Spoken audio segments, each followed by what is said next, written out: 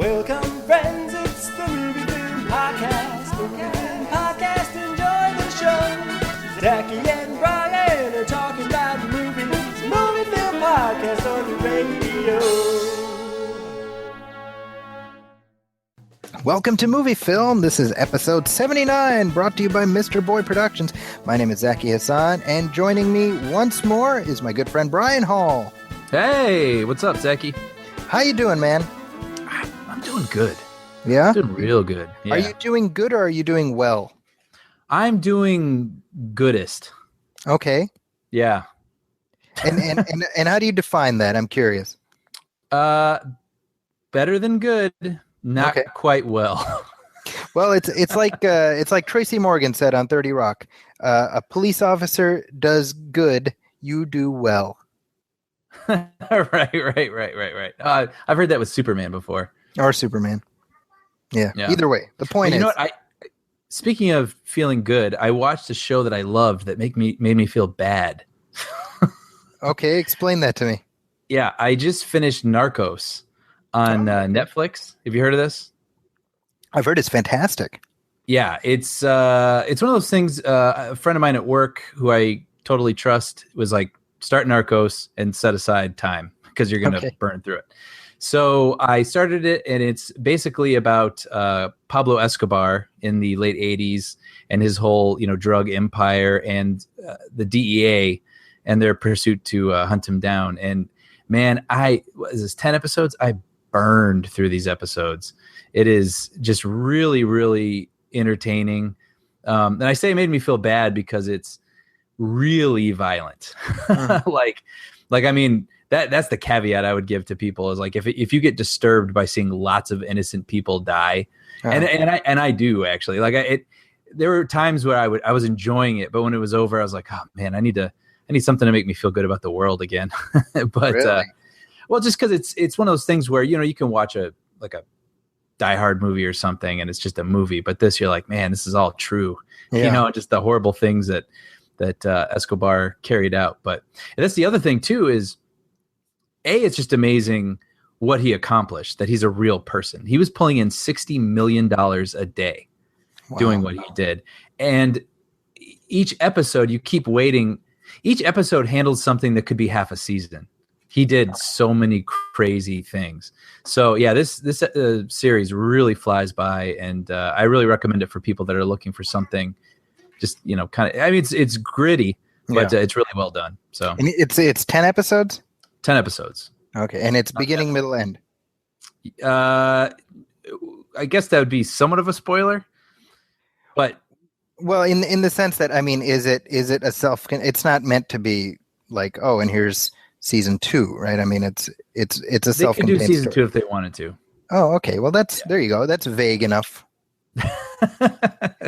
to satisfy your need for vagueness. Yeah.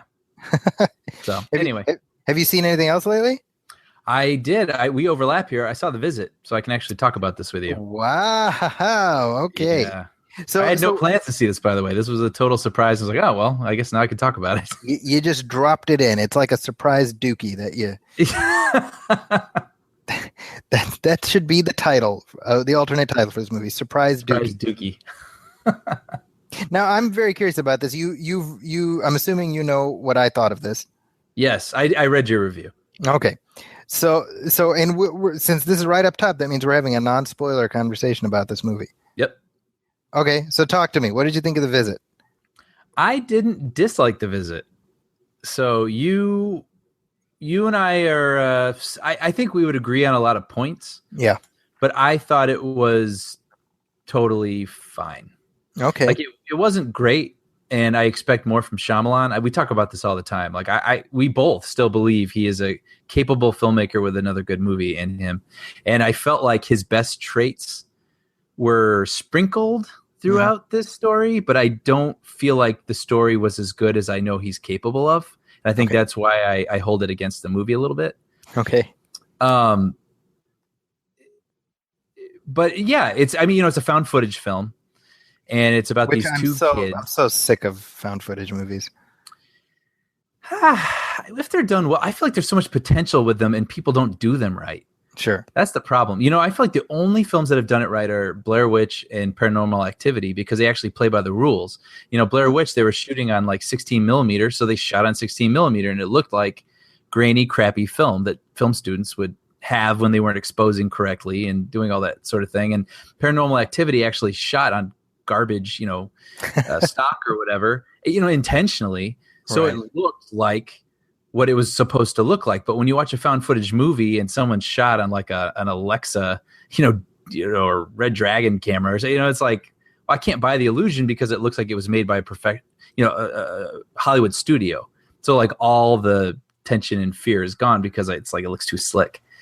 And but on the other hand, I thought about that during the visit, and now kids can get.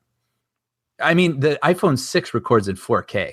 So sure, okay. Who knows what we're dealing with anymore? But I'll say for the found footage aspect, I thought he did a decent enough job. I mean, there's a lot. You always got to wonder who edited this footage together. But this movie actually sort of explains that away, because the girl is supposed to be making a documentary, so feasibly she's piecing it together as you watch the movie on her laptop.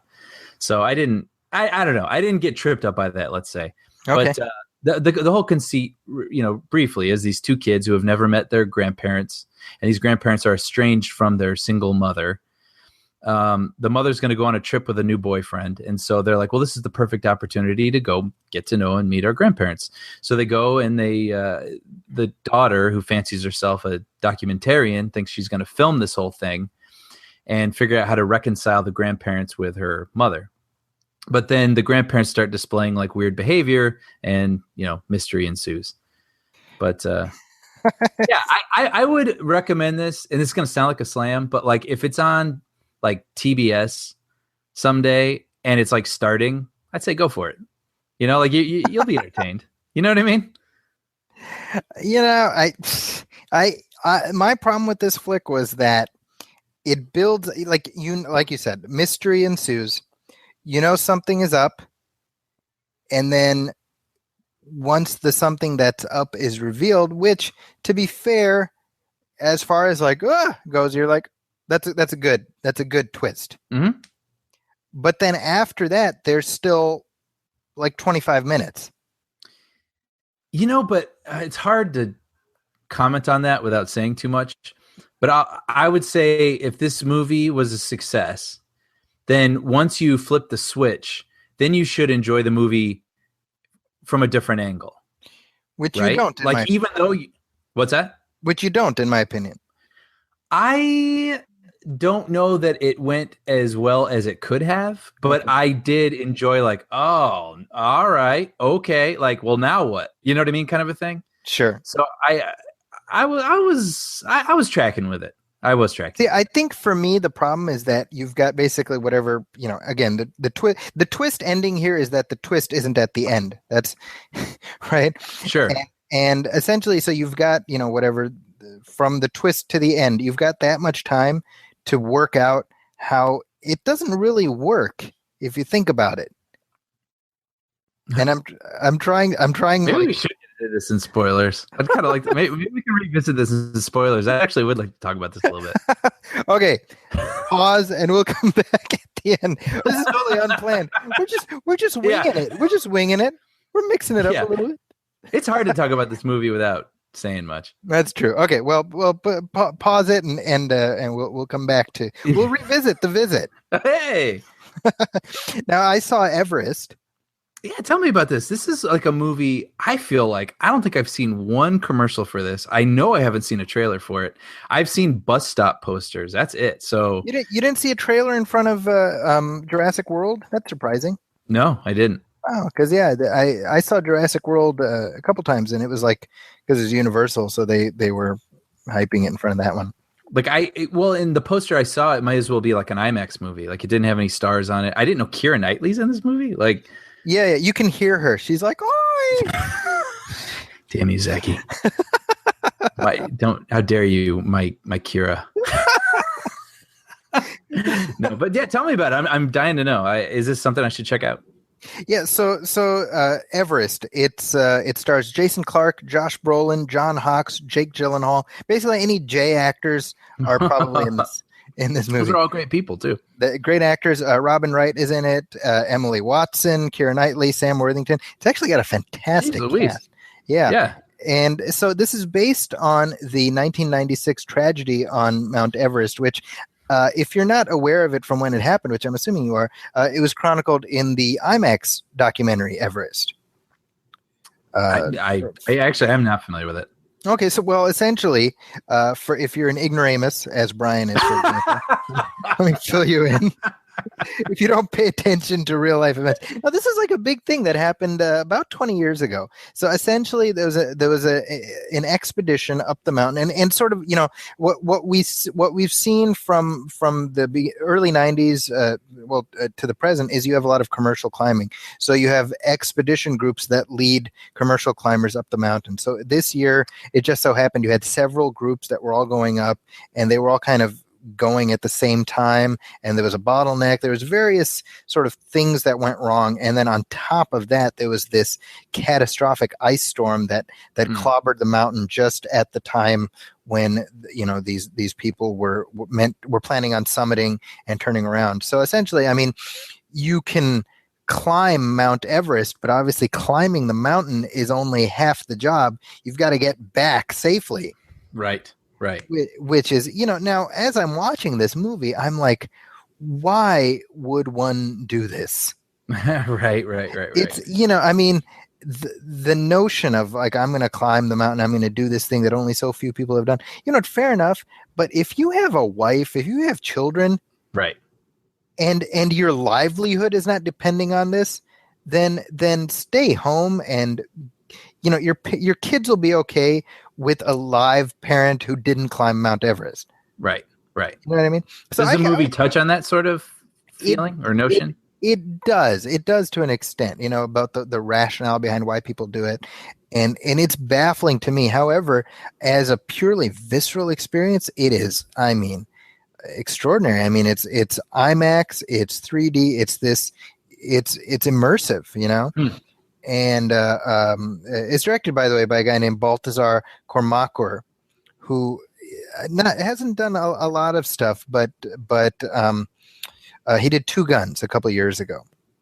Oh, okay. Is that the Wahlberg? Yeah, Denzel Washington. Yeah. So kind of a big switch up, but really kind of a star turn for Jason Clarke, who I think you and I are both like fans of Jason Clarke.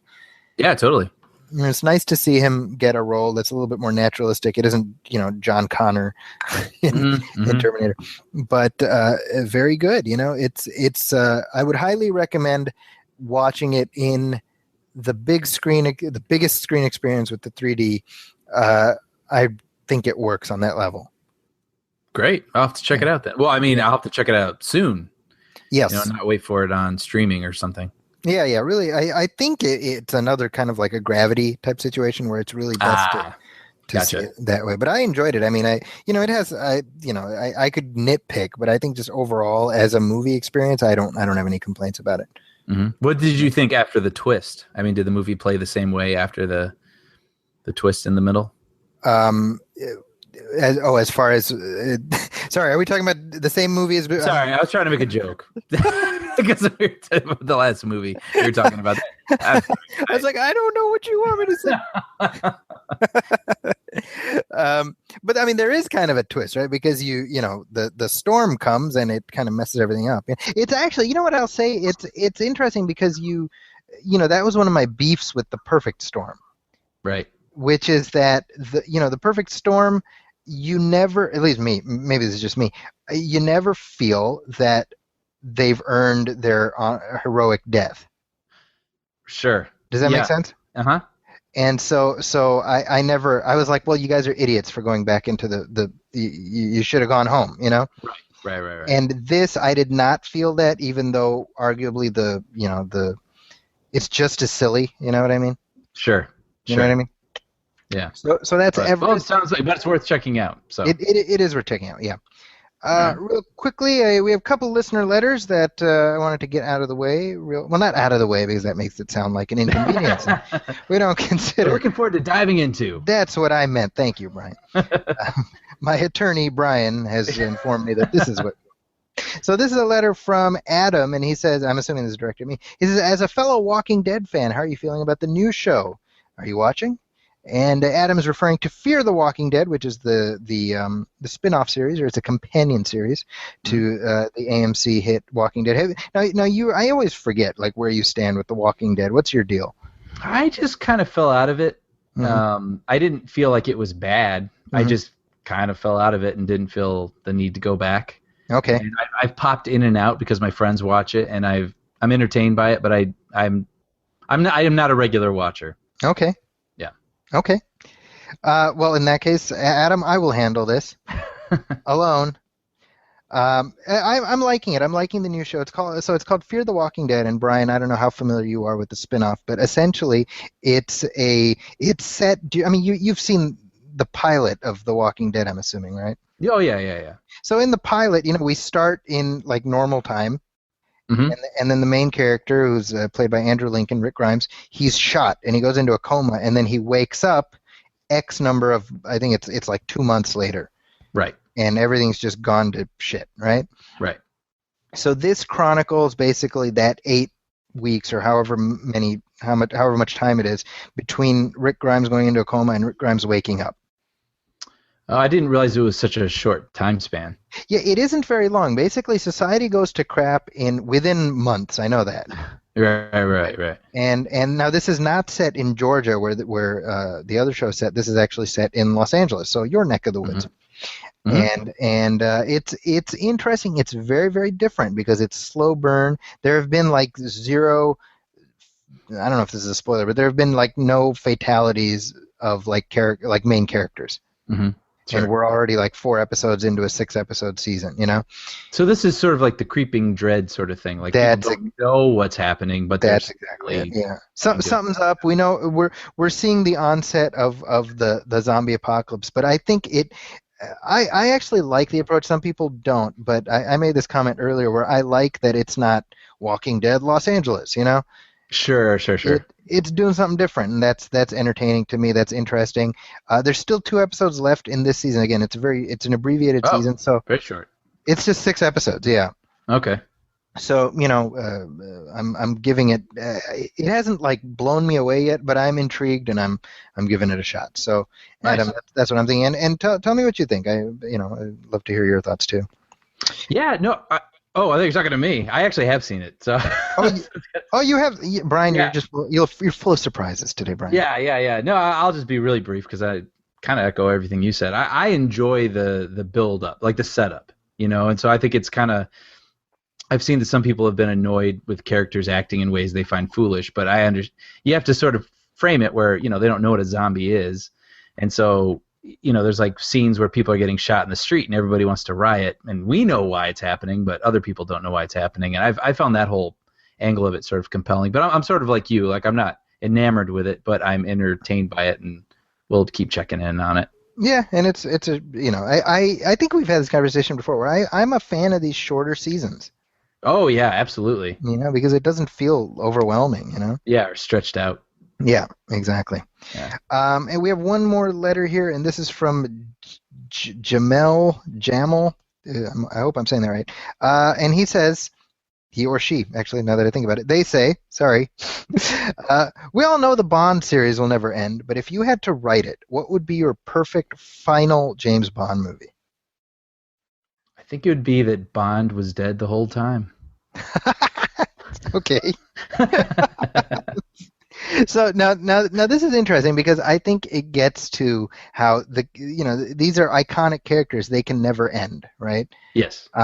But like we already saw like quote unquote the last Batman story with Dark Knight Rises. Right.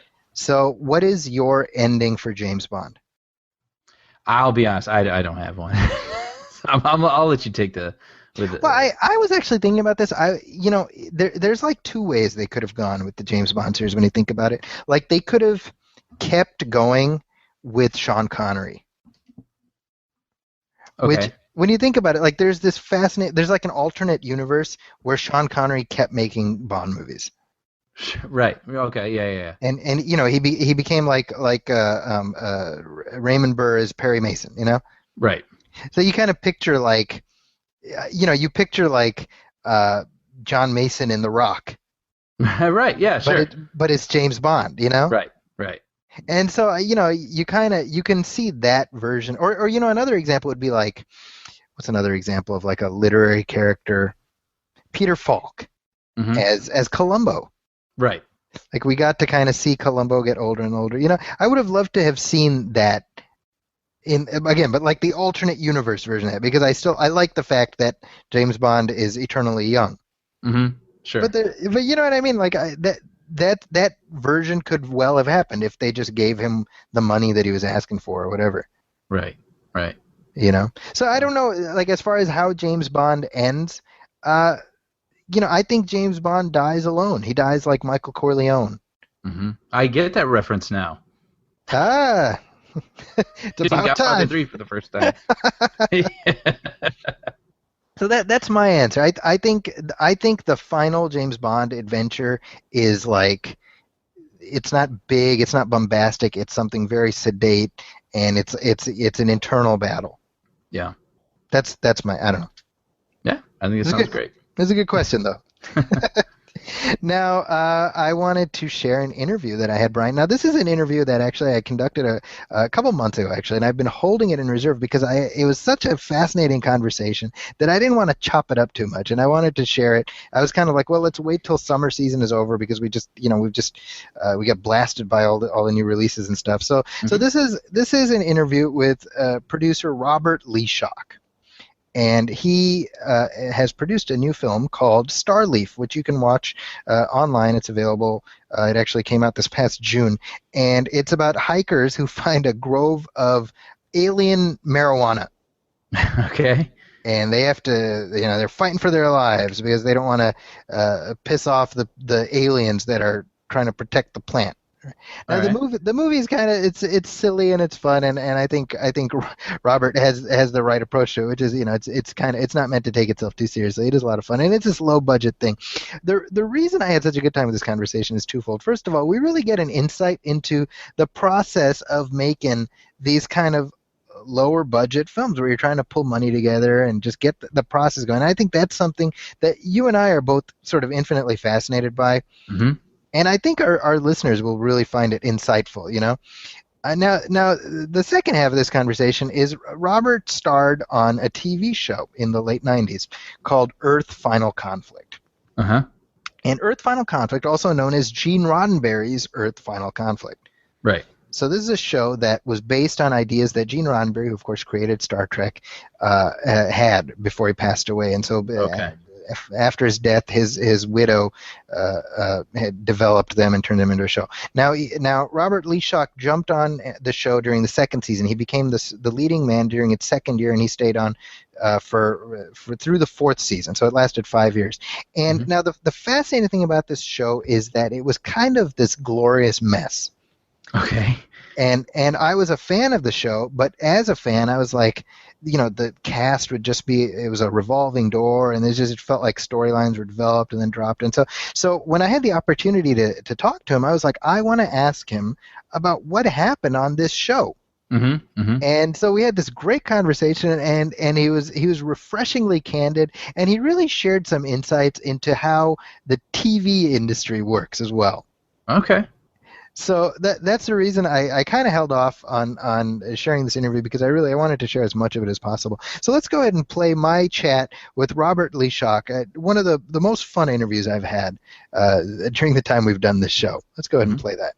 So as we start things off, talk about Starleaf for me. What's the hook here for this one?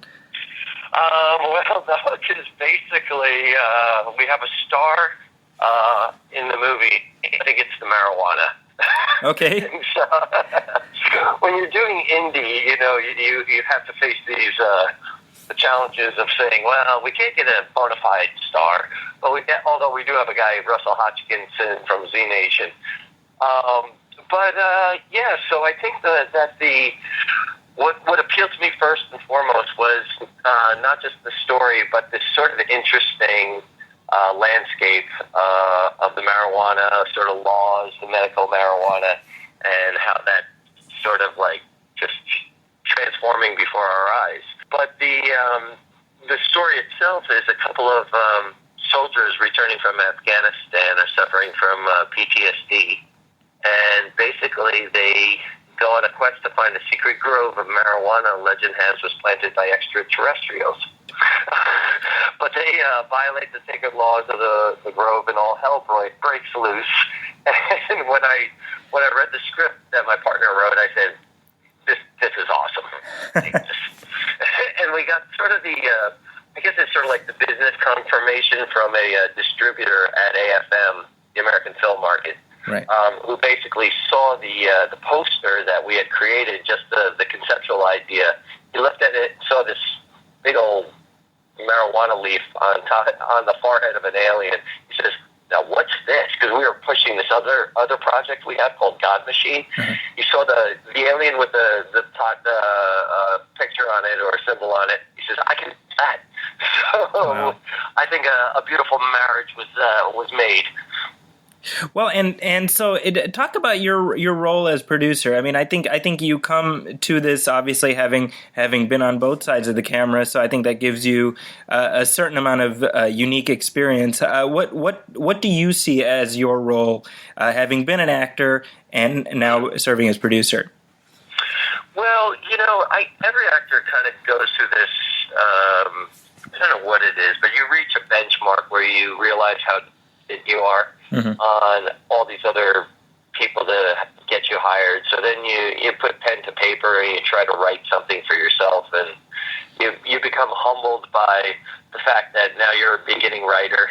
And everybody has this notion that they perhaps can create a vehicle that will showcase their own talents. And I probably attempted to do that. I wish I would have shot the film that I wrote many years ago.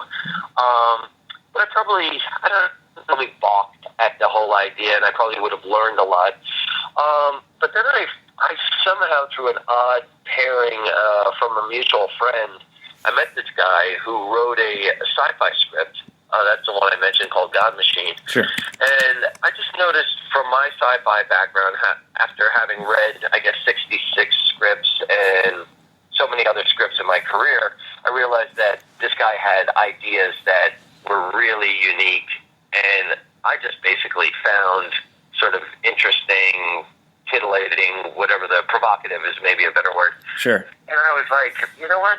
Why don't I champion his ideas? So the first project is God Machine. Of course, I had a role.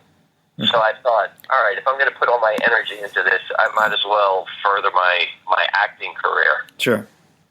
The interesting challenge with Starleaf was I looked at the script and I said, wow, there's no role in here for me. Huh, yeah.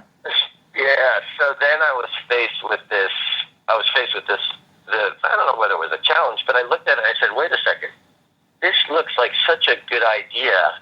I call myself like now the best supporting actor I could ever be.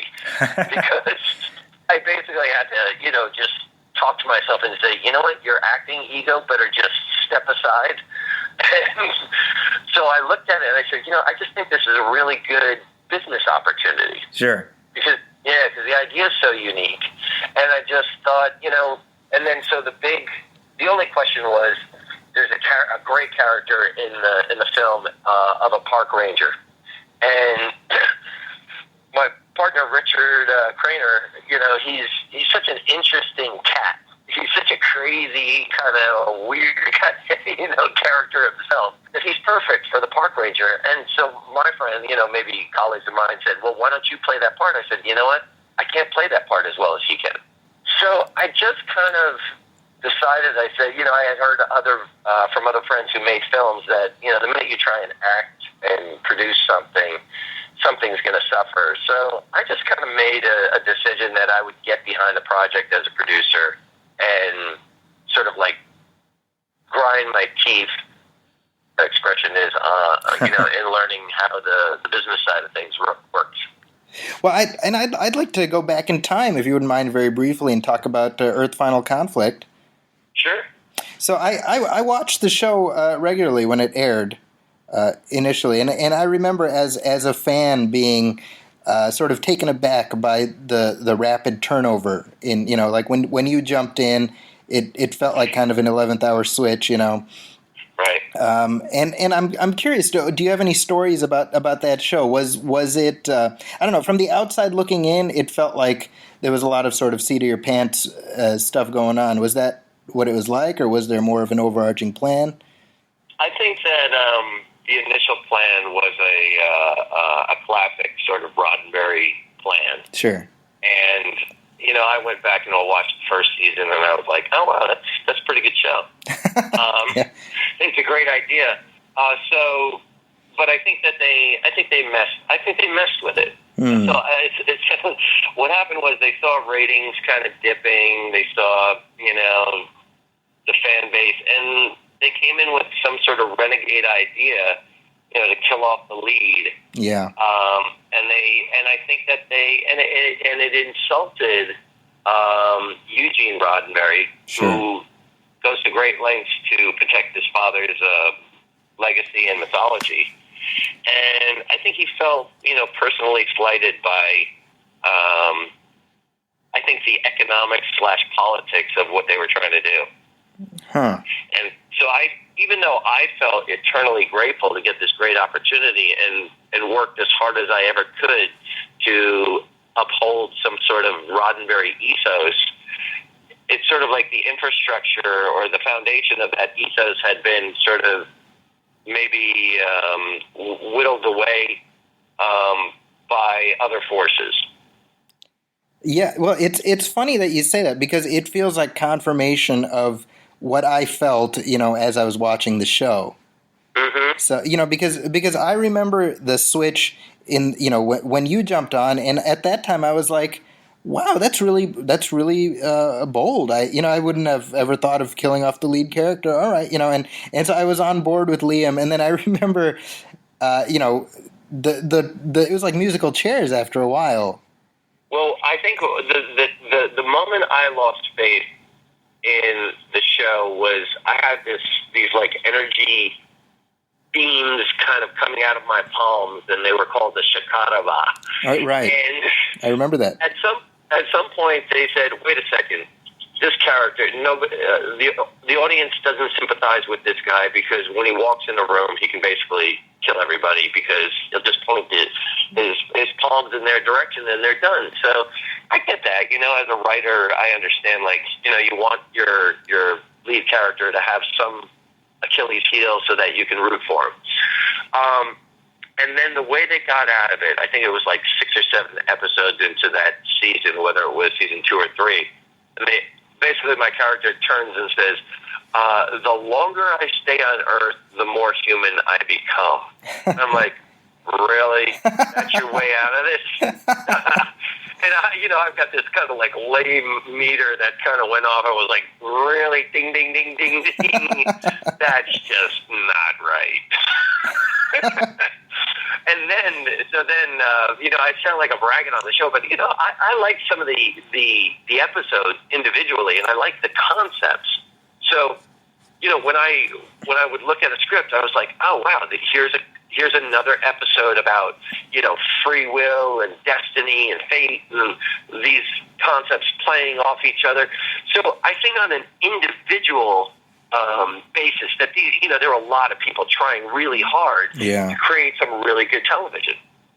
Yeah, well. I think like what you sensed, I think the broader machinations of, the show at large, I think that those were being sort of constantly challenged and tinkered with. Yeah, well, and I don't mind telling you, I sort of drifted away before the end, but I believe that you were not part of the cast all the way through to the end. Am I misremembering that, or? Right. So what happened was, and this is how like nasty the politics or the business of it is.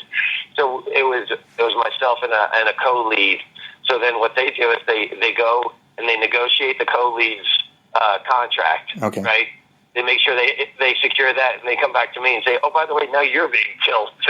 Wow. So I can look at it from their perspective, and they said, "Hey, listen, we're going to pay Robert some exorbitant amount of money for season 5," and I understand because there's politics behind who's picking up the tab for the production.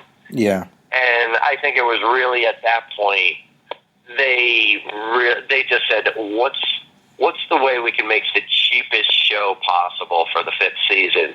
And even though, just because you're economically constrained doesn't mean that the people behind the scenes aren't going to do the best creative job they can do. Right. It's just the loyal fans, such as yourself, who are there from season 1, are now watching what's the word, like a transformed, Yeah, kind of a shadow of its former self.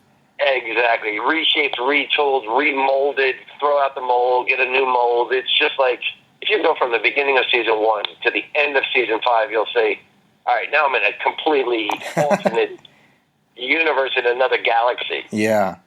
Yeah. Yeah, I definitely I look at something like that and I say, I wonder how a project like that would be tackled today, because the approach to serialized television is so very different now. It's certainly what's your take on how they might? Well, for one thing, you have different avenues of putting the content out there. So something, you have the streaming options, but even off network things like AMC, etc. There's a sense of building in an endpoint and working towards that. And sort of the almighty, 100 episodes for syndication is not as much of sort of the bullseye anymore as Right. it used to be. So, I wonder, it seems like from what you're describing, so much of it was driven by the year-to-year economics without a sense of, are we creating something that holistically will stand the test of time? Right, exactly. And I think you're right. I think that model of like the 100 episode mark trumped, all the other sort of like decisions. Yeah. And I wonder, it'd be interesting if somebody got behind a Roddenberry concept today. Yeah. And if they were given the freedom to sort of like explore without the constraint of saying, oh, we have to deliver season. Well, they really only have to deliver 4 seasons, because in the 5th season you can just phone it in, because if it's crap, you're done. You're done. Out. That's all you need. Yeah. I actually feel a little paranoid sometimes, because I'm like, I always like to be sort of like the harsh truth teller, and yet I still think like somebody's going to come out of the past and kind of, put a hit out on me for speaking so badly. Sure. Well, but I don't. Say, oh, you have sour grapes. They killed you off, and now you still can't get over it. Well, but what you're saying is something that I've seen echoed, because I relatively recently I read an interview with Kevin Kilner where he made, he was basically saying exactly what you're saying. So it's kind of to me, again, this is just purely as somebody who watched and admired the show. It started when I had just graduated high school. Oh wow! Yeah, so that's it was a formative experience at that time. So I have a lot of fond memories of that show. Sure, that's interesting. And what's cool about it is, for some people, I don't know whether they lasted the 5 seasons, but I spoke to a guy on a plane who basically turned to me, and he teaches at an elementary school in South Central Los Angeles. Okay. And he turned to me and he said, that your show has reaffirmed my what was he, maybe Buddhist or Hindu, somehow his spiritual faiths. Okay. And so you're like going, wait a second, all right, this show, provides some sort of, panacea for certain people, and they're going to extract what they can. Yeah. So, I think that there are some really, it's really for the real sticklers, or, the people who really are going to follow every piece of information so that it fits. Right. And yet on a weekly basis, another woman would say, my life's pretty tough, but for an hour out of the week, at least I'm able to, escape all the other pressures in my life. So it's kind of weird. It's like, and they always told me that the shows existed, as an hour entity itself. But then for the diehards and you would like to make sense from start to finish. Right. And I'm kind of jealous because a lot of these other shows that continue to have the longevity along the sci-fi convention circuit. Yeah. Those shows that were driven by the one visionary, those are the ones that have the long-lasting sort of effect on the fans. Right. So you get a Babylon 5, and I hear stories about that, the creator of Babylon 5, I'm like going, yeah, but the guy had a vision, and he drove that vision, and that's what's cool. Yeah. And that's why, to kind of go back to your first question, the reason why I like working with my business partner now is he has that kind of vision, and he doesn't sacrifice it. And that's why I'm proud, even though we're an indie, a low-budget feature, we have an ethos behind Starleaf that doesn't make it just, it's not a stoner film, and it's not really a comedy, and it's not really a drama, and so it's a little bit of everything, and we have that luxury to kind of say, all right, we're going to create an ethos, and if you get it, there's more behind it. Right. Yeah. Well, with that, I mean, where can people find Starleaf? Well, right now it's Starleaf movie or Starleaf. Oh my! Now here's my big plug, right? StarleafMovie.com. Yeah, StarleafMovie.com. So we're now only sort of like in this kind of exclusive DVD distribution model. Okay. But we're actually going to certain events in certain cities where, of course, the marijuana laws are a little more liberal. Right. And then we're going to roll that out to probably a VOD release. But we have some pretty interesting opportunities to maybe even do a very limited theatrical run, even though we are already available on DVD through the website. Nice. Okay. And do you have any other projects coming up that you'd like to throw in a plug for? Well, we the minute we put all our attention on Starleaf, we've gotten a lot more interest in our sci-fi post-apocalyptic thriller God Machine. Right. About a distraught mercenary who meets this beautiful android comfort model who has the ability to channel the frequency of the Big Bang. Wow. Okay. And so basically their cosmic date with destiny, they join forces and fight against the corporate powers for the freedom of both humanity and machine alike. Nice. Wow. And do you have a timeline for that, or is that kind of open-ended? That one's right? probably still just in the works. I think we're going to be probably preoccupied with Starleaf 2 because we're getting a lot of interest from people who basically see, the power of these ideas. So we don't want to sort of, disperse too much of our energy. So I think Starleaf's going to kind of consume us for a bit. Okay. Well, whenever you've got God Machine or anything else that you want to talk up, I hope you will come back and talk to us about it. Absolutely. It's been a pleasure. Thank you for your time. Likewise. Thank you, Robert. All right. Cheers, Zaki. Bye-bye. Okay, well, and that's that. I hope you all enjoyed listening to that as much as I enjoyed engaging in that. All right, Brian, so we got some headlines to discuss. Let us. Big stuff going on. Big Huge. stuff. Huge. So first of all, our long national nightmare is over. Oh. I know you've been wondering who is going to host The Apprentice. Right. Well, was it ever formally there's going to be no more Donald Trump Apprentice? Was that ever a thing? Did he get booted? He got booted. Did he get booted? I didn't know that. He did get booted because the thing with Donald Trump is he's always been kind of crazy pants. But Touché. lately he's gotten extra crazy pants to the point where NBC is like, we don't want you on our air. Right, and they'll put anything on the air. They really will. they have a show scheduled to start next week called Dog Licking Own Balls. That's gonna be gonna be in the Office slot. Yeah, and they're going all in on this one, so it's gonna be really sad when it doesn't work out. Yeah. So the new host of The Apprentice is, and I have to be honest, this is friggin' amazing. I'm going to watch this. I'm going to watch every episode of this. It's going to be Arnold Schwarzenegger.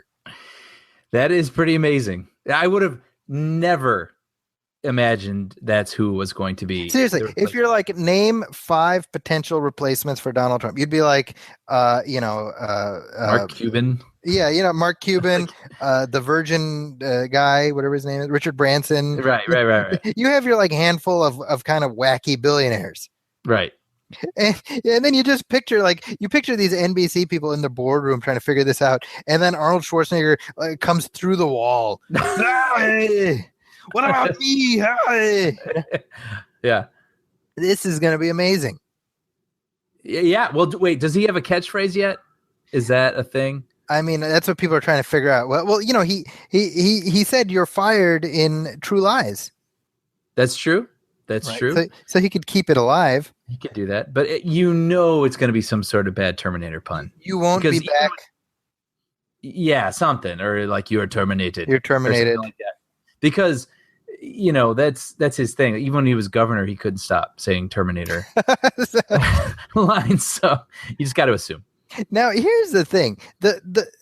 First of all, it's only Celebrity Apprentice, which I find funny. Like, they've moved so far afield from the original premise of the show. The original premise was great. Right? Yeah, it was like these hungry business people, who hadn't had an opportunity and were proving themselves each week. Like, you're this guy with this Harvard, degree, and now you have to run the best lemonade stand in the middle of New York City.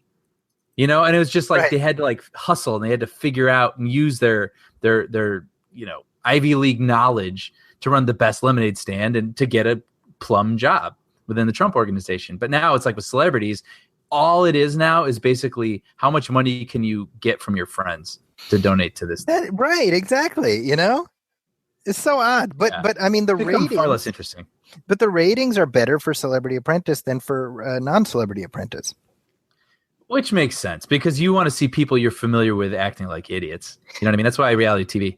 But the inherent problem with Celebrity Apprentice is the same problem with any reality TV show which has the word celebrity in the title. What? Which is they're not celebrities. They're like sure. They're like pseudo known people. Yeah, they're like G-list celebrities. Yeah, you know what I mean? Like Gary Busey and Lou Ferrigno. As much as we love Gary Busey and Lou Ferrigno, are not, cream of the crop exactly, Yeah. I mean, sorry, Lou Ferrigno, but if you don't hear it from me, you're gonna hear it from Zaki. We know Zaki. My history with my nemesis, Lou Ferrigno. Yeah. Ferrigno. But this is actually brilliant because when you think about it, Arnold Schwarzenegger, there's no second act for him. Like, how a lot of actors, like movie actors, start doing TV. Yeah. Kevin Bacon and, et cetera. Right. Arnold Schwarzenegger, what TV show could he do? Yeah. Other than playing himself. True. It's brilliant. Well, when's it start up? Sometime next year. Okay. Something to look forward to. I'm stoked. I'm carving out time. I'm gonna get cable back just for this, Brian. Right. Now Arnold Schwarzenegger, kind of a washed up action hero, although we talked about last time how Terminator Genesis has cleaned up overseas. Yeah, that's true. So I mean, maybe not as washed up as we thought. Mm-hmm. Mm-hmm. But an action hero who's not washed up just yet is your favorite, Brian, Liam Neeson. Liam Neeson, happy January. Now here's the thing. Yeah, we look forward to our Liam Neeson January action movie, although I don't know if we have one coming this January. We better. We damn sure better. Now, I read about this, and the first person I thought of was you. Liam Neeson is starring in a new movie called The Revenger. Yes. And it's going to be directed by Ruben Fleischer, who directed Zombieland, and it's written by Thomas Lennon, who he's Reno 911 Reno 9, who's also in The Odd Couple, by the way, on CBS. Is that still on? It is still on, and Brian, I feel like dirty saying this, but I really like that show. Oh yeah, I mean, I don't mean to. I remember seeing a commercial and knowing it was a thing, and I haven't heard a peep about it since. Yeah, it's not good. Right. Well, it's probably easy, fun, accessible. It's basically, hey, 2.5 Men is over. How can we do the exact same show? And it stars Matthew Perry and Thomas Lennon. But so they've written a parody of Liam Neeson action movies starring Liam Neeson. I mean, jackpot. Yeah, right? Right? You got him. It's brilliant. You got the idea and you got the guy. You got the right guy. So you better make this work, Ruben Fleischer. And that's right. Damn it. I mean, it just sounds fun to me, Yeah, it's a great idea. Now in terms of other movies that are coming up, we've got the Ghostbusters remake, which we talked about, a reboot. Right. We've talked about before. Now this is interesting how basically they've managed to get, in addition to already like a fantastic cast, we really have to. I mean, we got Kristen Wiig, Melissa McCarthy, Leslie Jones, Kate McKinnon. They're the Ghostbusters. We got Chris Hemsworth, Andy Garcia, Michael Kenneth Williams, and Cecily Strong. There's a supporting cast. It's pretty good. Love me some Cecily. There you go. Can't go wrong with that. And then we have Bill Murray, Dan Aykroyd, and Ernie Hudson doing cameos. Yeah. Now, and Annie Potts also, who played Janine. Oh, sure. Yeah, she's in it too. So the only one missing really is Rick Moranis. Right. Well, and Harold Ramis, obviously. Of course. But the question I have is, remember how like the holdup for 3 decades or whatever it was because Bill Murray didn't want to do it? Yes. And then he ended up doing it? Right. So you wonder if these guys are like, why did we wait so long? Right. Well, he didn't want to do one where it was on him, right? Sure. Yeah. But it kind of makes you wonder, like, if this was just cameo, pass the torch, and then we have these new Ghostbusters, that would have been just as well, too. Yeah, sure. I mean, we haven't seen the film, but before seeing it, you can only assume that was the way to go. Just keep the universe set up and pass it on. Yeah.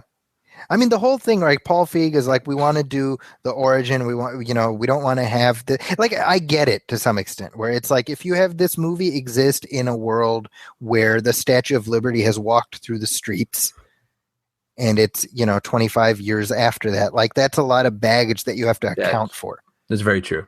I get that. However, my reflex, and it's like, it's hard to be a hater of this movie. I want to be very clear because honestly, we've said this before, it's probably going to be pretty good. Yeah. Oh, sure. Of course. You know what I mean? So I'm not even coming at it that way, but it's kind of like, do we really need another Ghostbusters origin? I don't know. Right.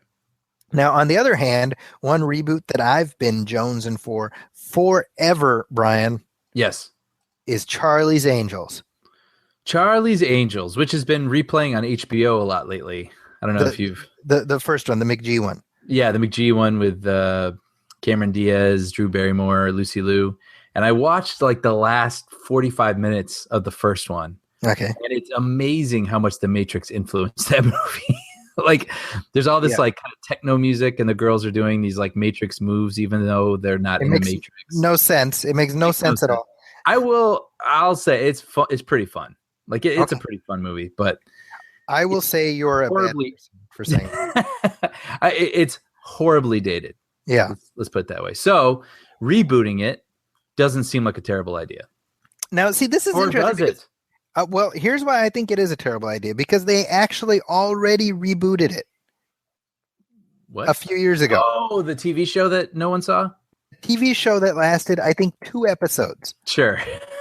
Yeah. So I think that based on that, I think people aren't going to be worried about that. Yeah, I mean, that happened. In 2011, they brought Charlie's Angels back to TV. It lasted 8 episodes. Okay. 8 episodes. And it starred actually Rachel Taylor, who was in the movie that you worked on, right? Shudder, right. Shudder, yeah. Yep. Now, I think that to me is the statement that there is no audience for Charlie's Angels. You think? Because it didn't work as a TV show? I mean, Wonder Woman didn't work as a TV show. Well, but the second movie died too, right? That's true. I never saw the second one. Yeah, nobody did. That's the point. That's the point. Right now, what they're doing is they've recruited Elizabeth Banks, who's suddenly like a successful director, which good for her. Yep. Because she made Pitch Perfect 2, of course, and they've recruited her to do Charlie's Angels. I think if she's smart, she stays away from Charlie's Angels. There's no upside for her. I feel like there's better things she could be doing. Exactly. Yeah. Because she is super talented. She's hilarious. She's got an amazing comedic sense. By the way, if you haven't seen Wet Hot American Summer, the series on Netflix, hilarious, first of all. And she's in it and she's hilarious in it. So yeah, it just feels, but you know what though? Like I'm picturing the McG Charlie's Angels and she's like taking that, continuing that, but that's not the case. I mean, this is an opportunity to reinvent a property that people know about 3 women who kick ass. And it doesn't have to be this terrible, year 2000 version. I don't know what the version would be for right now. It seems like everything goes in waves, right? You have like the Matrix wave. And then for like 7 years, we had to watch movies that look like the Matrix. Then the Dark Knight happened. And then we had to watch, 5-7 years of movies that were like the Dark Knight, even though maybe they shouldn't have been. What is it now? You know what I'm saying? Like what's Charlie's Angels going to base itself on now? The thing is that Charlie's Angels has always been a jiggle show. Yeah. Like it's, you know what I mean? Even the McG ones. Yeah. Like, that's what I'm saying. It's not like McG, ruined this classic. The original show was famous for, Farrah Fawcett in a bikini, Right. So right. This is not some statement about female empowerment. But it could be. You know what I mean? Like if you put it in a smart female filmmaker's hands, she can make it whatever she wants to make it. So that's just my I'm just curious about what that angle will be. Sure. Okay. But the tone. I want to know what the tone will be like. It's going to come down to that. Yeah. It's going to come down to, okay, fair enough. All right. I'll give this one to you. Now, another sequel on the way for Transformers. We're very excited about that, of course. Mm-hmm. I'm just amazed. It's amazing. This is what's fascinating to me. There is this level of apathy that everyone has for these Transformers movies. No one is like, oh, damn, new Transformers coming out. Can't wait. Got to buy 'em a ticket. Nobody does that. But it'll make $1 billion. Explain this to me, please. I don't know. How does the moon affect the waves? I don't know. Science can explain it. I'm sure there's an algorithm to explain the Transformers $1 billion thing, but I don't get it. Now there's a writer's room for the Transformers franchise, which is really interesting. I think that's cool, actually. I think that's a good idea. And they had a lot of smart writers in there. Who was it? I mean, Akiva Goldsman was heading it up. Who was in there? Zach Penn, Jeff Pinker, Stephen DeKnight, Robert Kirkman of The Walking Dead. So, I mean, they tried to run it like a TV writer's room where it's like, and actually that's how they did Avatar too, where they banged out all these ideas. Well, actually, and they were trying to do universe building. They were trying to do the whole Marvel style universe thing, of course, where they're going to come up with how many different sorts of stories can we tell within this Transformers universe? And they pitched them to Steven Spielberg. Okay. And Spielberg, if I don't have the correct number, but it was something like they came up with like 8 or 9 ideas for movies, and Spielberg only thought 4 or 5 could actually be movies. And from what I understand, it wasn't like a total loss, like a total wash or anything, but they apparently they realized that there weren't as many opportunities within this universe for expansion as they thought, when they went into it, which makes 100% sense. Right. I could have saved them $8 million. Apparently everyone got paid $1 million to be there. That's true. That's ridiculous. So I could have saved Paramount $8 million. But so basically they present to Spielberg. They're like, he's like, no, no. And like just shoots them down one after the other.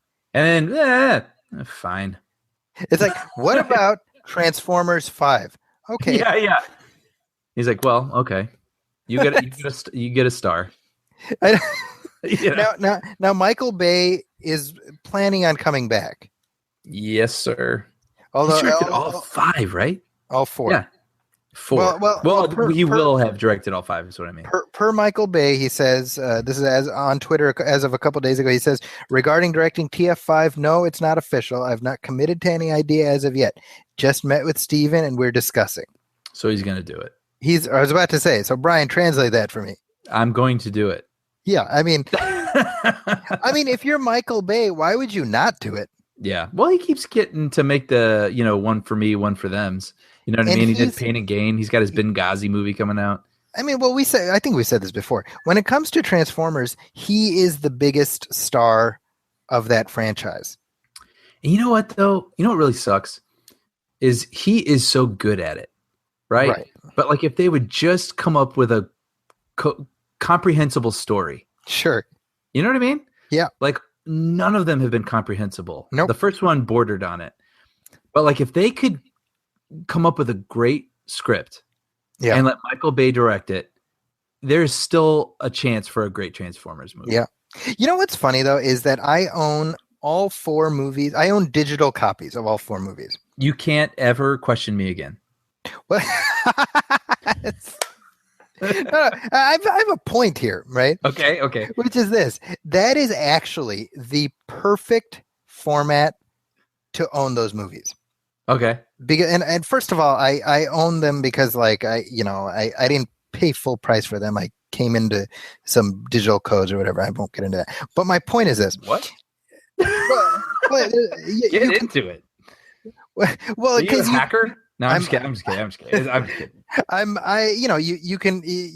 You can come into digital codes and then sell the disc, and you still, there's like ways of owning the movie and still, Now my point is this, essentially, so I'm able to watch the movies through like my Vudu on my Blu-ray player or whatever, and that's exactly the best way to watch them because you can skip directly to the cool sequences, of which there are plenty. Oh yeah, for sure. Without the effort of like getting up and finding a disc and putting it like these movies are not worth that effort. Right. The effort of getting up and doing something, but the effort of just flipping to something, that's the way to watch these movies. Yeah, I've caught them on cable, and I stop on it and watch 20 minutes, and then I do something else, and then you do something else. That's what these are for. You watch a few minutes and do something else. Yeah. So digital copies is perfect for that viewing experience. All right. Yeah. Well, you got a 5th one coming. There you go. So a 5th one that I'll be watching portions of occasionally. You're right. I'm assuming Mark Wahlberg will be back, right, for this next I one? thought I read that, yeah. No, it says, the film will star Mark Wahlberg. Yeah. Yeah. I mean, there you go. That's scoop. I just found the sentence in the article. You heard it here first, folks. Now Michael Bay is coming back. Another director is dropping out of a project, and this is Rupert Wyatt, who we talked about a few weeks ago. I think we talked about when we talked about Jurassic World, how Rupert Wyatt had jumped on to do Gambit, the X-Men spin-off movie starring Channing Tatum, who it was hanging in the balance whether Channing Tatum would do it. Remember that whole mini manufactured crisis? Yeah. Now, here's the thing with Rupert Wyatt. Honestly, if he had stayed and finished the movie, I would have been surprised. Why? Because Rupert Wyatt's thing is that he drops out of movies. I don't know. Oh, really? I didn't know that. Because remember he was going to do Dawn of the Planet of the Apes. He dropped out of that. Okay. He was going to do The Equalizer. He dropped out of that. This is his thing. So when the news came across, Rupert Wyatt has left Gambit, I was like, really? I'm shocked, I tell you, shocked. And it's a shame, actually, because he's a good director. Sure. But my question is a broader one. Why is Fox hell-bent on making this movie that the fates have basically decreed will be a troubled production? Because they own it. It's a superhero they own. They have to. I mean, they're locked in, right? There's a release date already locked in. It's supposed to start filming in a few months. They don't have a director. Yeah. I mean, what's happening with this thing? I mean, it's like they got what they. Did we already talk about this on the show when we grew up? The Star Wars toys that we had. No. Okay, so when I grew up, I love Star Wars, but it was like a little past Return of the Jedi, a couple years. So I couldn't get to plumb Star Wars. Yes. Like I had to play with Admiral Akbar, who wasn't as cool as he is now. I had like a Emperor guard that I found. But now he's cool, ironically now. Right. But like an Emperor, like the red guarded, guys for the Emperor that I found in a sandbox somewhere. And like, I had Jabba's like skiff. Sure. You know what I mean? It made no sense. And that was all I had. But you know what? I played with it because I had it. Right. And I think that's why you make a Gambit movie. That's all they have. You know what I mean? So it's like, is it the best idea for a standalone movie? Probably not. You can maybe get there, maybe. Yeah, but like, that's what they got. They got to use it. Gambit movie. That's hilarious. I think I said this before. I remember in like 87, we were in Canada, and my mom went shopping, and she's like, "Hey, I found some Star Wars figures for you." Now this is 87, so it's 4 years after Return of the Jedi. Yeah. So at that point, I would have killed for the Imperial Guard. You know what I mean? Yeah. Forget Luke Skywalker. Like I would have, So my mom comes back, and I still remember. She comes back with Rancor Keeper. Yeah, see, Ree-Yeez, who's the three-eyed monster from Jabba's palace. Right. IG-88, who's like the droid that tortures the other droids in Jabba's palace. Right. And then Prune Face, who has a face. He has a face that looks like a prune. Right. So my mom's like, "Here you go, son," and I'm like, "And what do I do?" Thanks, Mom. Yeah, I mean, well, like you're saying, you play with what you get, and it tells you something that I still remember. Terrible Star Wars figures that I got. Yeah. It was like 4 for $0.25. I think it was like, it was like, just we'll pay you to take these. I think that's in a box at Kohl's. Yeah, it was literally like that. Yeah. Yeah. Now, speaking of Star Wars, there is some Star Wars news, Brian. Yeah, kind of interesting Star Wars news. So, unfortunately, they're rumors, but they're kind of interesting rumors, actually. Let's go. Where do you want to start? Where are we starting, Zaki? Are we going OT or are we going new T? You know what? Captain's prerogative. You lead the Star Wars section. All right, let's go OT first. So, how many times? By the way, you're such a dork right now for saying OT. As like, to expect everybody to understand that. Oh, come on. May the force be with you. So, and also with you. So with the original trilogy, as you might hear on the street, it's been sort of this thing where people are upset how Lucas will just not stop tinkering with the original trilogy. Yeah. So he changed them in 1997 when he re-released them theatrically, and he added new scenes and he enhanced the visual effects. One of the most famous sort of new additions is adding Jabba to Episode 4, A New Hope, and having, he looked terrible, and Han Solo walks behind him and steps on his tail, and it looks terrible. And then of course, no, what am I talking about? The most famous one is Greedo shooting first. Yeah, that's the big one. Yeah, so in the Cantina, which people say, contradicts the character of Han Solo. So people hate these things. And then whenever there's a new release on DVD, on Blu-ray, there's always new changes. Always. Right. Yep. And right up until like the latest releases. So people are clamoring for the original theatrical releases, the original 1977 version of Star Wars, 80 version of Empire, and 83 version of Return of the Jedi. No changes in high definition, because people demanded them so much that Lucas was like, fine, screw you. So he put them on as a bonus. He put them on as a bonus on the DVDs, but he put them in non-anamorphic, which is basically like ripping something off of YouTube and then throwing it on your television and like having it not fill the whole screen. Sure. So anyway, people have been clamoring for like, look, like do whatever you want to do, but please just make the versions that I grew up with, that I care about, without these, changes in them, available to me. There's been rumors for years and years that this might happen, but just recently, Empire Magazine tweeted that they were at a Q&A with John Landis, and he said that Disney is finally going to re-release the theatrical cuts of the original Star Wars trilogy. And apparently this comes from a conversation that Landis had with George Lucas. Mm-hmm. So that, typically you hear these things on rumor mills or websites or whatever, but it's kind of interesting that A, you're hearing it from a credible filmmaker, and B, a credible filmmaker who apparently talked to George Lucas. Sure. So, I mean, there's a number of weird sort of things in there. The fact that Disney owns all the movies except Episode 4, which is kind of something. But I mean, if you're smart, if they're both smart, Disney and Fox, you work together and make this happen. You know? So my prediction is that it won't be happening. This is the most I've ever believed it could happen. Especially because there's just Star Wars isn't Lucas's plaything that he gets to hold in his hands and do what he wants with it anymore. Like we're seeing, I mean, the full world domination now of Star Wars, and they will do anything and everything. You know, I mean, they turned the release of like a quarter of the toys. I mean, we don't even have all the toys yet, but just like a quarter of the toys they made into like a worldwide event. Like I could see them being like, screw it, we got the resources, we got the money, it's more money for us. But it's like what incentive does Disney, like, it's not like Disney's leaving money on the table. Because I think what I've said before, I think still stands, that for the overwhelming majority of people who are going, like, we're talking about global audience, not Star Wars fans, not just Star Wars fans.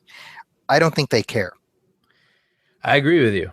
You know what I mean? So I think, so you're like, hey, look, here's the original versions. I think you're talking about a fraction of an audience that in the big picture terms is not particularly consequential. So sort of like the people who said Scott Pilgrim looks awesome and then didn't go see it. Perfect analogy. That's exactly it. Yeah. You know? I don't know. I'm with you on that. I think logically it makes more sense that it won't happen, but who knows? I mean, look, like I watch the movies with my kids. Well, you know, what versions have they grown up with? Right. You know, I think I've said this before. The special editions have now been around for almost 20 years. Wow. Right? It'll be 20 years in 2017. That's basically half the life of the franchise. Wow. Yeah. You know, so it's like, well, what version is any more authentic than another one? Because we're at this point, we're talking about when you happen to watch it. Yeah. Yeah, it's true. But I mean, it even just as people say for like a historical, you know, from a historical sense, just having those movies preserved in an adequate sort of way, there's value to that. But I don't know. Yeah, I don't know. That I agree with. But what are they willing to spend on that? That's the question, right? Because there would have to be a substantial restoration, which I think is worthwhile because the apparently, and I don't have all the details on this, but the version of digital restoration that they did for the original films is not up to par with what we now consider HD. Right. Like it's 720 instead of 1080 or whatever. You know, I mean, I don't know all the details. So there is value in doing that.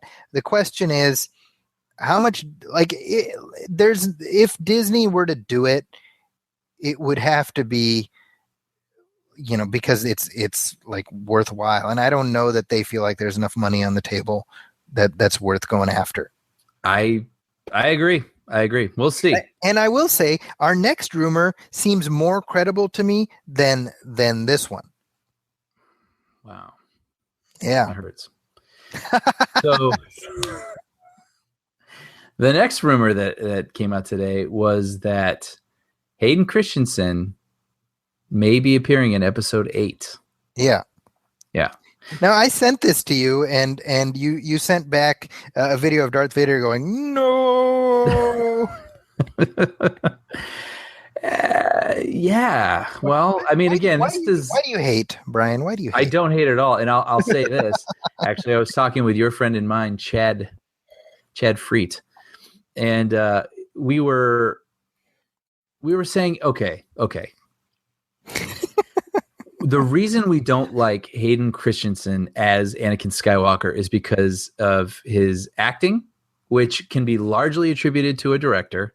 Yes. And for his horrible lines, which can be attributed to the screenwriter. Yes. Also, the same person as the director. Yeah. Well, in this instance, yes. So there is the possibility that under different direction, he could serve some sort of, you know, interesting function. I don't know. Like he's got a lot of baggage attached to him, unfortunately. You know, I mean, Who knows? Who knows? It's kind of weird though. I mean, was he going to appear as like a Force ghost or something? And that's a whole other thing. Like if he's a Force ghost, then he is Anakin, and so he's Darth Vader. So like Darth Vader is in the movies, but as like 23-year-old handsome young buck Darth Vader. You know what I mean? Like, but we've established canonically that that's the case. That is true. That is true. Right. I mean, so it's not out of precedent to like if they left old man Anakin at the end of Jedi, that would be one thing. But the current version of the movie has Hayden Christensen as a Jedi ghost. Yeah. Yeah. So I mean, so reasonably, I mean, if Force ghosts are going to visit somebody, Yoda, Obi-Wan, whatever, then that technically it would be Hayden Christensen. Yeah. Like when you think about it, we can get an Anakin Force ghost, we can get a Yoda Force ghost. Mm-hmm. And we can get a Qui-Gon Force ghost. You know what? I didn't even think about this. Yeah, that's pretty cool. Like the only one really we can't see anymore is Obi-Wan Kenobi. Right. Correct. Well, and you know what, though? That's even not true because you just make up Ewan McGregor and have him. Interesting. I mean, why not? Why not, right? I mean. Yeah, I didn't think of that. Yeah. Anyway, so it remains to be seen. But so there's a possibility. So you Hayden Christensen fans, don't think Lucasfilm and Disney have forgotten about you. Nope. And by Hayden Christensen fans, I mean Hayden Christensen. And Rachel Bilson. There you go. Which really, that's all you need, really. That's nice. Good for them. All right. So that's our Star Wars news. Let's cross the spoiler wall. Let's do it, buddy. Let's revisit the visit. Oh man, okay. So this wasn't even planned, by the way. This was going to be like, well, thanks for joining us. We're just mixing it up, man. Let's talk about the visit, dude. Let's do it. Okay. So I assume anybody's listening right now, if you don't want the visit spoiled, probably hit pause. Yeah. Anyway, okay. You good. So the twist. Okay, so here's the problem. Okay, the twist that happens, the whole movie, you're like, okay, something's up with Nana and Pop. And I'll say this to interrupt you real quick. I didn't know there was a twist in this movie. Even watching it, I didn't anticipate a twist. I knew something was going on, but I didn't expect the like sort of Twilight Zone-y flip. Well, but come on. I mean, you had to I really didn't. I thought there was something odd. I thought I don't know. I thought she was a monster. I had no idea what this movie was about. Would constitute a twist. Okay, sure. But the type of twist you're waiting for the reveal.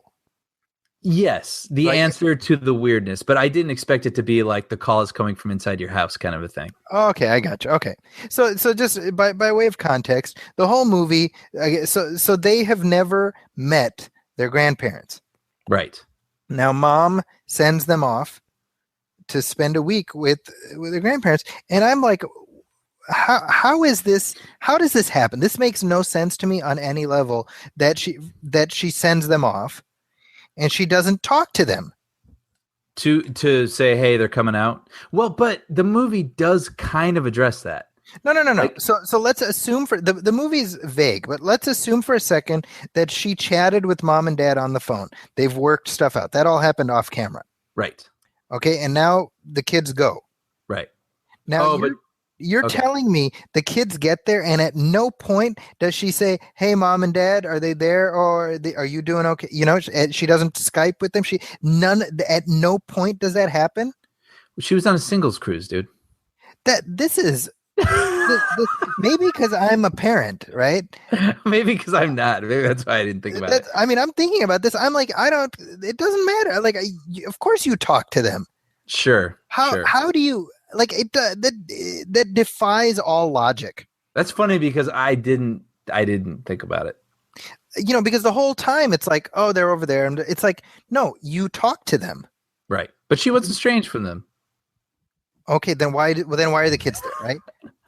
This is the point I'm making. Fine, if they're estranged, see, this is the point, Brian. You're wrong. Now you need to admit it, because acceptance is the first step. I'm saying it didn't ruin the movie for me.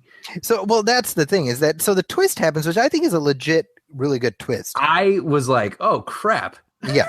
Exactly. That was good. That was a good twist. It was fantastic. But in the whole movie, by the way, we see like Nana is like barfing and being weird, and it's like legit scary. That was good. That I'll say this: when I said that Shyamalan didn't bring it, here's where I felt like he did bring it because we're spoiling.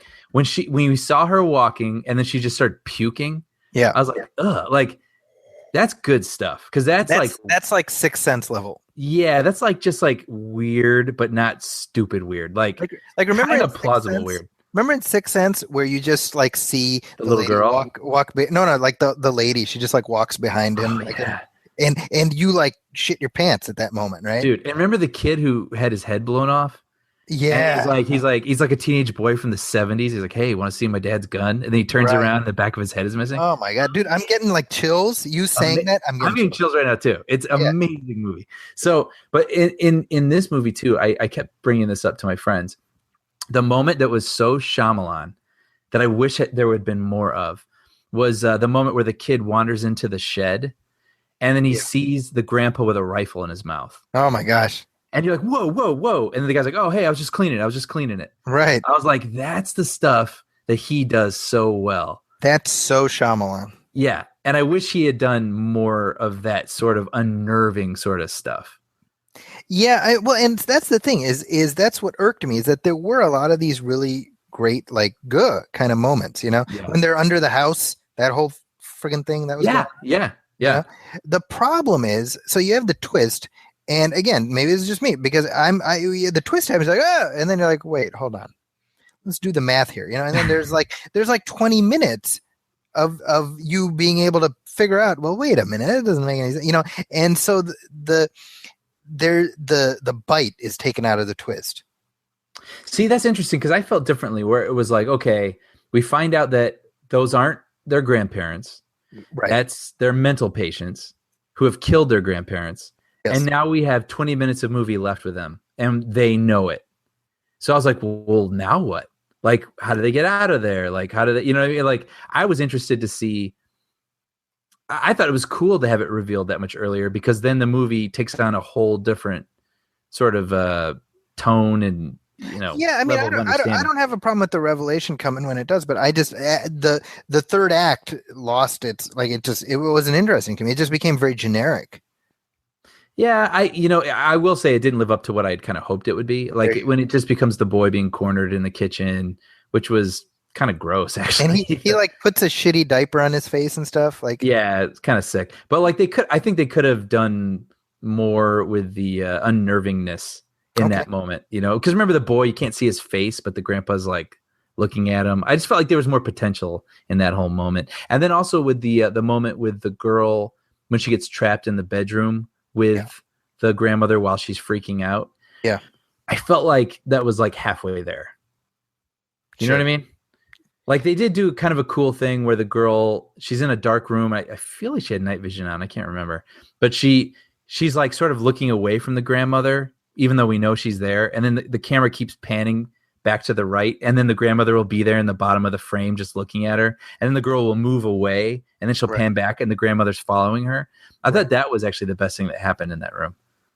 But yeah, it's hard to hate on a movie that has such sort of, I mean, it's kind of what you alluded to. It's like you go in, you have a shriek, right. And then you forget about it. I mean, it's a forgettable movie. I don't think it particularly stays with you.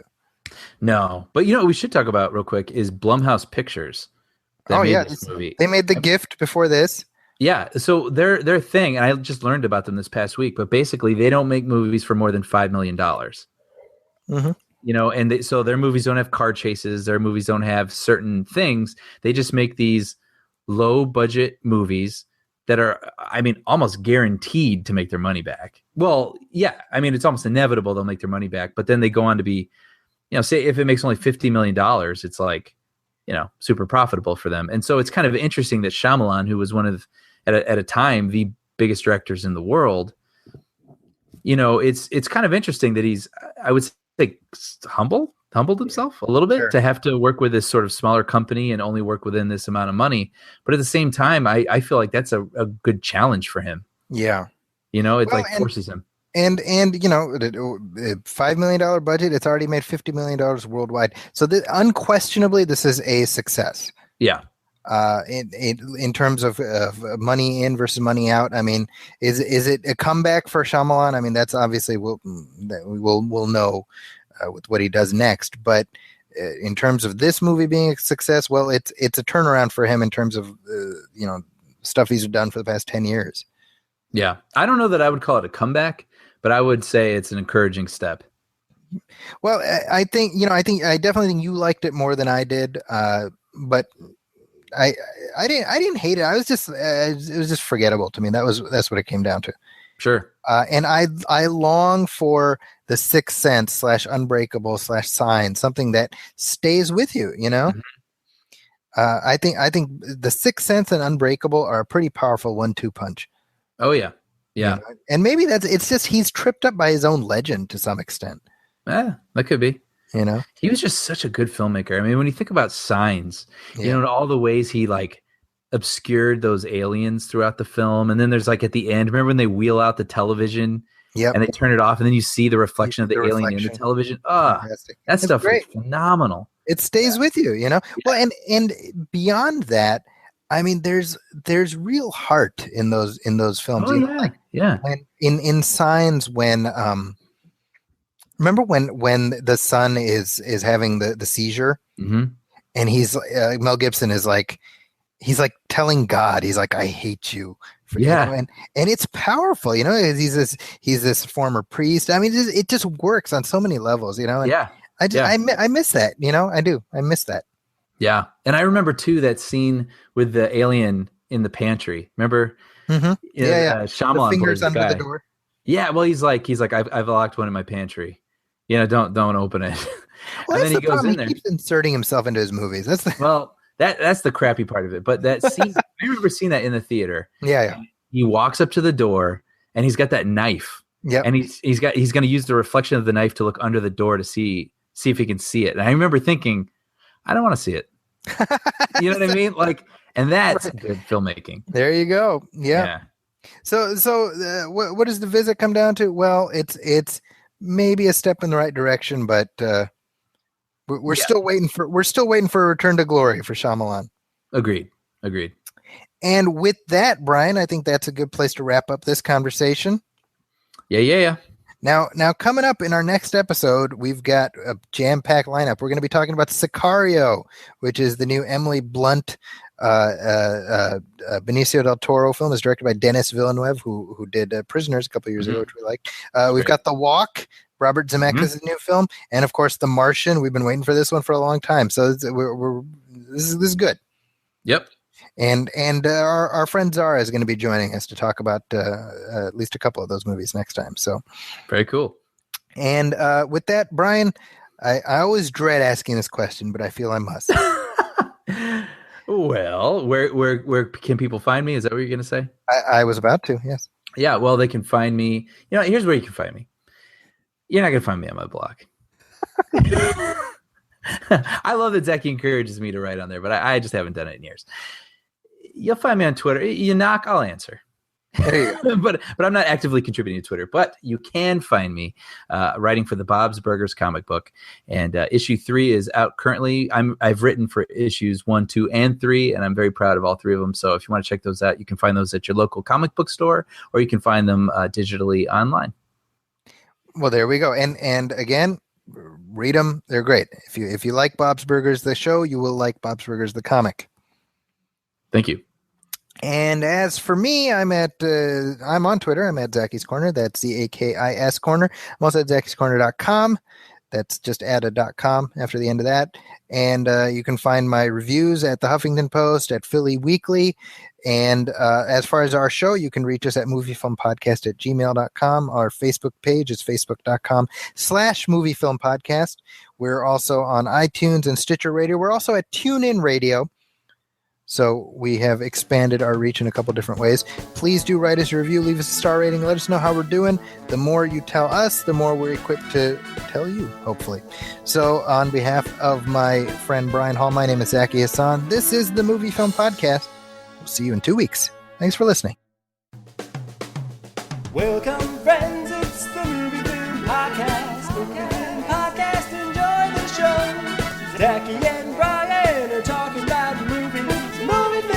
podcast on the radio.